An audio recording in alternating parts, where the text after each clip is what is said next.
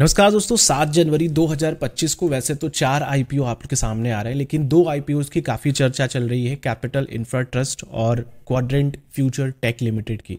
इन दोनों आईपीओ के बारे में हम लोग डिटेल में बात करेंगे, इनके थोड़े बिजनेसेस के बारे में समझेंगे। साथ ही हम लोग ये जानेंगे कि क्या इन आईपीओज में इन्वेस्टमेंट करना सही होगा कि नहीं। साथ ही हम ये जानेंगे कि आईपीओ में आप लोगों को कितना मिनिमम मैक्सिमम इन्वेस्टमेंट करना पड़ेगा और कितने शेयर्स ये बेच रहे हैं, कितनी प्रमोटर्स या फिर जो ऑलरेडी एग्जिस्टिंग इन्वेस्टर्स हैं वो शेयर कर रहे हैं। क्योंकि ये ज़रूरी होता है जानना कि अगर कोई भी कंपनी के एग्जिस्टिंग या फिर जो ऑलरेडी इन्वेस्टेड हैं या फिर प्रमोटर्स वो अगर शेयर बेच रहे हैं तो कहीं ना कहीं कंपनी में ऐसा लगता है कि उनको फ्यूचर ग्रोथ नहीं दिख रहा है। तो ऐसा क्या चीज़ें हैं वो सब कुछ हम लोग इस वीडियो में बात करेंगे। तो आईपीओ में अगर आप इन्वेस्टमेंट करने जा रहे हैं तो एक बार ज़रूर देखें।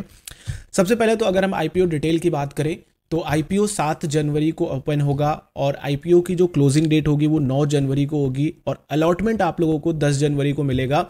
और रिफंड यानी कि जो आप लोग इसमें अपना पैसा लॉक किए होगे, मैंडेट क्रिएट किए होगे, वो 13 जनवरी को आपके खाते में वापस से खुल जाएगा अगर आपको शेयर नहीं मिलता है तो। साथ ही आपको डीमेट अकाउंट में क्रेडिट जो मिलेगा वो 13 जनवरी को ही मिल जाएगा और शेयर मार्केट में इसकी लिस्टिंग जो होगी वो 14 जनवरी को होने वाली है। तो ध्यान रखने वाली बात यह है कि ये डेटें चेंज हो सकती हैं। बाकी अगर हम लोग क्वाड्रेंट फ्यूचर टेक के आईपीओ के बारे में स्पेशली बात करें तो इसमें आप लोगों को 275 से 290 रुपए का प्राइस बैंड रखा गया और कैपिटल इंफ्रा ट्रस्ट में 99 से 100 रुपए का प्राइस बैंड है। और इसमें आप लोगों का जो पैसे इकट्ठा किए जा रहे हैं इन कंपनीज की तरफ से वो अपने लगभग 290 करोड़ रुपए शेयर्स बेच करके पैसा इकट्ठा करना चाह रही है। और कैपिटल इंफ्रा 1077 करोड़ के शेयर आप लोगों के सामने अपने बेचेगी आईपीओ के थ्रू।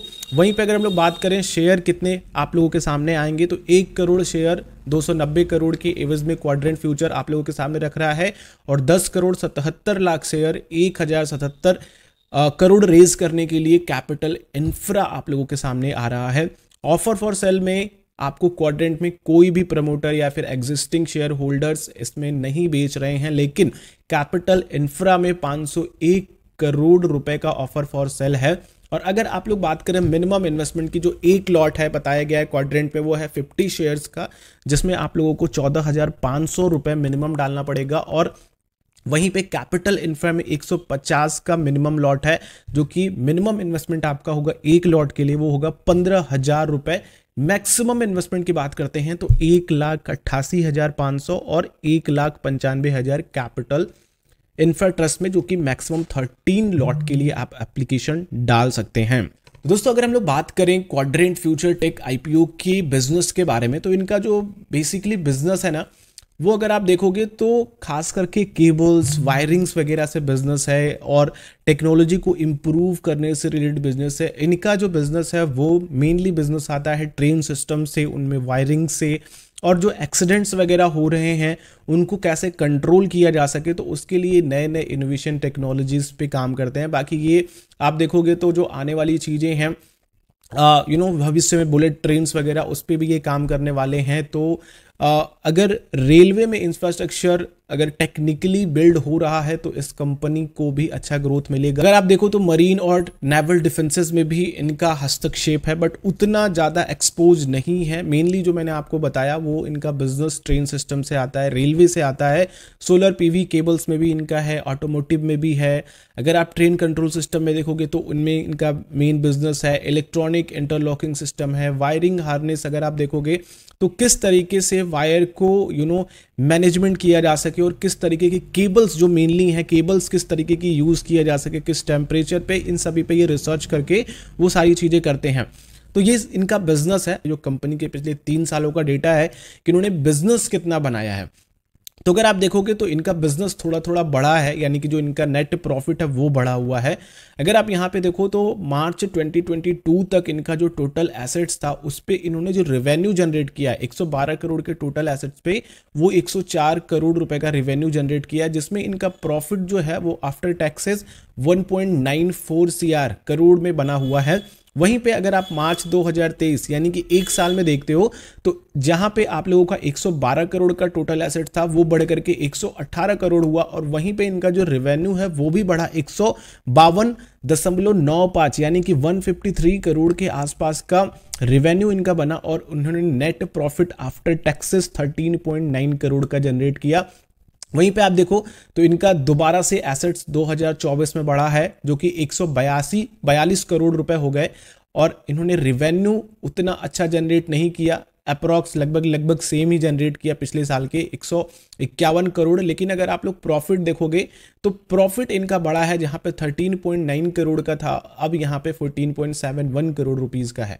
यहीं पे अगर आप लोग अभी रिसेंट डेटा देखोगे सितंबर तक का, तो इन्होंने 149 करोड़ 0.66 का एसेट्स जनरेट किया, बनाया, ठीक है। उस एसेट्स पे इन्होंने 65.14 सीआर का रेवेन्यू जनरेट किया केवल सितंबर तक। अभी मैं आपको बता रहा हूं, जो मार्च के बाद दूसरा फाइनेंशियल ईयर स्टार्ट हो जाता है, और अभी भी, और इन्होंने अभी जो लॉसेस किए हैं, यानी कि अभी इनका ओवरऑल जो डिपार्टमेंट है वो अपने रेवेन्यू, अपने प्रॉफिट आफ्टर टैक्सेस को अपडेट करेगा मार्च तक में।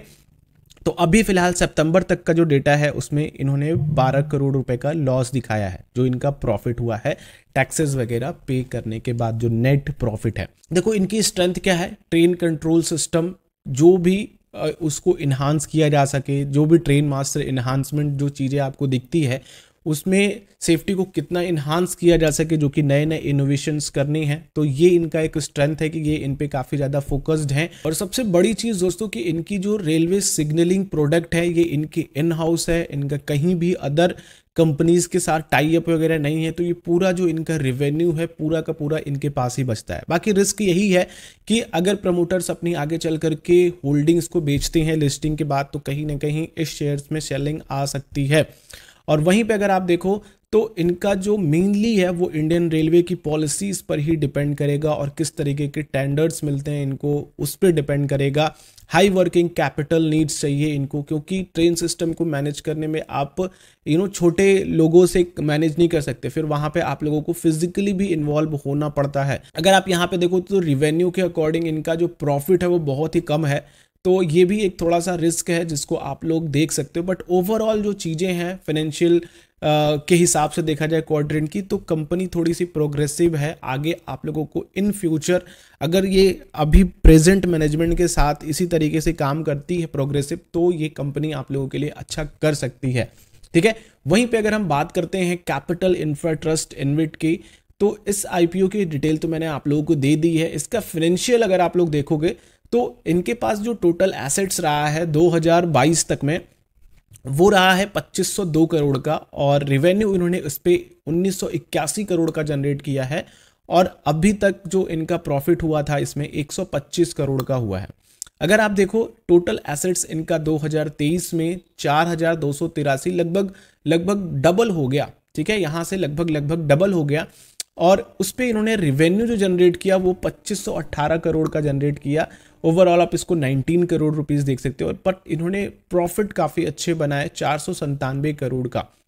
तो ओवरऑल देखोगे तो रेवेन्यू के साथ इनका प्रॉफिट काफ़ी अच्छा रहा है। और यहाँ पे देखो मार्च 2024 में इनके एसेट्स 724 करोड़ बढ़ गए, और वहीं पे अगर आप देखो रेवेन्यू इन्होंने 1543 करोड़ का जनरेट किया और प्रॉफिट 125 करोड़ का। तो ओवरऑल जो इनका बेस्ट ईयर रहा है वो मार्च 2023 रहा है। मैं आप लोगों को बताता हूं कि ऐसा क्यों रहा है। और अगर आप देखो सितंबर 2024 तक का जो डेटा है 4905 करोड़ के एसेट से इन्होंने लगभग 792 करोड़ रुपए की रेवेन्यू जनरेट करी, और 115 करोड़ का अभी तक नेट प्रॉफिट पे बैठे हैं। यानी कि अगर मार्च तक में ये डेटा आता है तो ये डेटा और बढ़ सकता है, 200 करोड़ के आसपास ये डेटा जा सकता है। तो ओवरऑल अभी फिलहाल के लिए देखो तो पिछले ईयर से इन्होंने अच्छा परफॉर्मेंस दिया है, बट इनका जो बेस्ट ईयर रहा है मार्च 2023 रहा है। तो अगर आप लोग इस कंपनी के भविष्य के बारे में बात करते हो ना, तो ये बेसिकली कंपनी जो है ना वो NHAI के साथ मिलकर के काम करती है, रोड इंफ्रास्ट्रक्चर पे काम करती है। अभी ये लगभग 9 प्रोजेक्ट्स पे काम कर रही है और 7 स्टेट में काम कर रही है, और इनके प्रोजेक्ट्स की डिटेल इनकी वेबसाइट पर भी अवेलेबल है। इनमें क्राइसिल ने भी अच्छा खासा इनको रेट किया है, देखो AAA स्टेबल रेटिंग है। बाकी अगर आप लोग इस क्वाड्रेंट फ्यूचर टेक से इसको कंपेयर करते हो तो ओवरऑल चीज़ें आप अगर देखोगे तो कंपनी की जो स्टेबिलिटी है, ठीक है, वो क्वाड्रेंट फ्यूचर टेक और कैपिटल इंफ्रा ट्रस्ट में वो कैपिटल इंफ्रा ट्रस्ट की ज़्यादा लगती है, बिकॉज इनका जो बिजनेस है ये प्रोग्रेसिव बिजनेस है। इसलिए मैं कह रहा हूँ क्योंकि ये गवर्नमेंट के साथ मिलकर के, NHAI के साथ मिलकर के आने वाले 5 से 10 सालों में और NHAIs का निर्माण करेंगे और रोड इंफ्रास्ट्रक्चर में इंप्रूवमेंट आएंगी। तो मुझे लगता है कि दोनों ही IPO आप लोगों के लिए बेस्ट हैं। आप लोग अगर दोनों अप्लाई करना चाहते हो तो दोनों ही कर सकते हो, क्योंकि दोनों की डिपेंडेंसी गवर्नमेंट की पॉलिसीज पे हैं। और ज़्यादातर अगर आप देखो तो नेशनल हाईवेज पे अभी गवर्नमेंट ज़्यादा फोकस करे। 2023 में भी आप लोगों ने देखा कि बहुत सारे प्रोजेक्ट पे काम किया गया, बहुत सारे हाईवेज बनाए गए, एक्सप्रेस वे को भी एक्सपांड किया गया। तो बहुत सारी चीज़ें हैं जो कि हाईवेज के ऊपर चल रही हैं और गवर्नमेंट की पॉलिसीज़ भी इसको लेकर के प्रोग्रेसिव है। ठीक है, तो ओवरऑल जो मुझे इन दोनों में बेस्ट लगता है वो है कैपिटल इंफ्रा ट्रस्ट, जिसका कि ओवरऑल IPO प्राइस बैंड है वो है 99 से 100 रुपए तक का, जिसमें आप लोगों को मिनिमम एक लॉट के लिए 150 शेयर के लिए बिड कर सकते हो। 15,000 रुपए का इन्वेस्टमेंट आएगा। बाकी हम दोनों को ही देख सकते हैं।